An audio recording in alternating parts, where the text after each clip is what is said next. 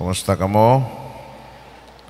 Salamat sa Dios kay maayo man kamo. So karong adlaw magsaulog kita sa pagkakabig ni San Pablo Apostol gikan sa pagkamanglulutos ni Kristo o sa mga magtotoo ni Kristo ngadto sa pagka-apostol o magsasangyaw ni Kristo. Ang unang pagbasa ang atong dungog karon gikan sa mga buhat sa mga apostoles nagsaysay sa panaw sa kinabuhi ni o lakaw sa kinabuhi, journey of life ni San Pablo gikan sa iyang pagka manglulutos ngadto sa pagka magsasangyaw o apostol ni Kristo. Ang maong kasinatian ni San Pablo magdapit kanato sa pagpamalandong usab sa atong kaugalingon mga journey of faith. Sa sinugdanan si San Pablo nahimo siyang kaaway ni Kristo o apil siya sa mga pagpanglutos sa mga sinauna nga mga magtotoo ni Kristo. Pero wala magdugay nakasinati siya o pagkadisgrasya no, dito sa dalan sa Damascus. Udtong tutok samtang nagkadol ako sa Damasco, mikalit pagkilablibot kanako ang usa ka masanag nga kahayag gikan sa langit, natumba ako sa yuta ug nadungog ko ang usa ka tingog nga nagingon, Saulo, Saulo, nganong gilutos man ako. Sumana siya ang kanang sinugdanan sa pagkabag-o ni Saulo. Sa manglulutos pa siya ang iyang ngalan Saulo. Sa nabag-o na siya diya sa grasya ni Kristo, nahimo siyang apostol magsasangyaw ni Kristo og sa maayong balita, gitawag na siya Pablo.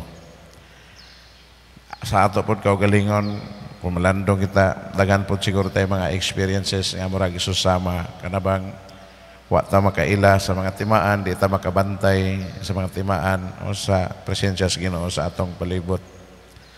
Unya usahay magkulang atong pagtuo, usahay gani mo abot sa punto nga wa mawagtangan tagpatuo no, sa providensya o sa grasya sa Ginoo.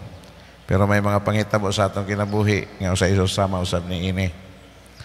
Maka go down kita sa ato ang kaugalingon sa gut level nato sa atong kasing-kasing o dungog kita sa honghong no, sa Ginoo, sa Espiritu Santo diya sa atong kasing-kasing. Kanay mga ingani nga mga pangitabo sa atong kinabuhi. So si San Pablo ingani usab ang naitabo kaniya. Diha sa iyang pagsinati nining maong grasya sa pagkakabig, iyang nasinati si Kristo, iyang nasinati ang iyang presensya. O ang maong presensya, mao ang dako nga grasya nga nagbag-o sa kinabuhi ni Saulo, nahimo siyang magtotoo ni Kristo.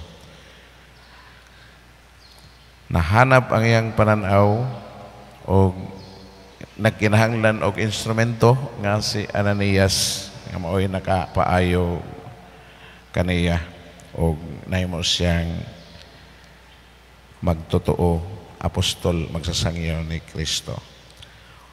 Go forward sa atong salmo karon, Salmo 117 nga naghatag og gibug-aton sa unahan no, sa atong santos nga ebanghelyo.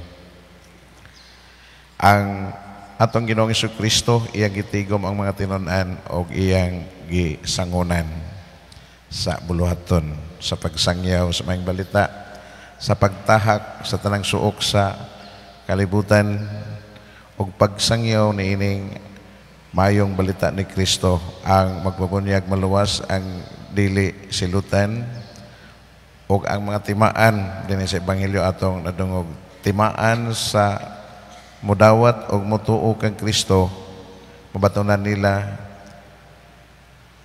ang gahom no, sa paghingilin sa mga yawa, manulti sila lain-lain mga pinulungan, makakupot man sila halas o makainom og ilo, dili sila madaot o di maunsa.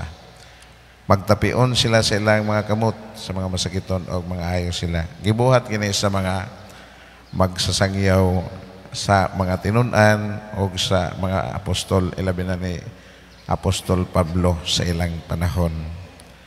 Busa ang tanan nga magtuo kang Kristo, mudawat kang Kristo, diya sa ilang kinabuhi gidapit sa susamang pagdapit ni Kristo.